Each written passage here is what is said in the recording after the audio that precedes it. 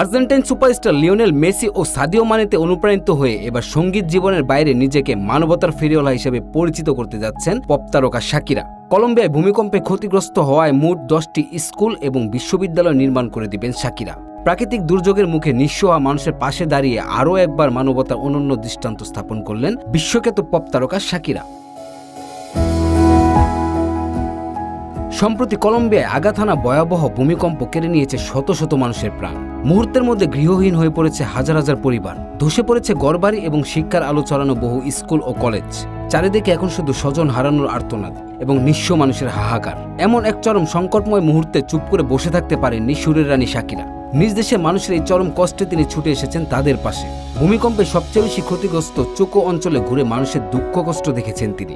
সেখানকার শিশুরা যখন বইখাতা হারিয়ে অনিশ্চিত ভবিষ্যতের দিকে তাকিয়ে কাঁদছিল, তখন শাকিরা তাদের জড়িয়ে ধরে শুনিয়েছেন আশার বাণী। শিশুদের শিক্ষা জীবন যেন থেমে না যায়, সেজন্য তিনি চোখোতে 10টি স্কুল তৈরি করার দায়িত্ব নিয়েছেন। পাশাপাশি ক্ষতিগ্রস্ত প্রযুক্তি বিশ্ববিদ্যালয়টি নতুন করে গড়ে তোলার বড় উদ্যোগ গ্রহণ করেছেন।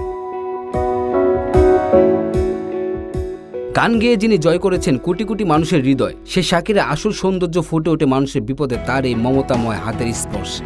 2 দশকেরও বেশি সময় ধরে তিনি সুবিধাবঞ্চিত শিশুদের শিক্ষার জন্য কাজ করে যাচ্ছেন।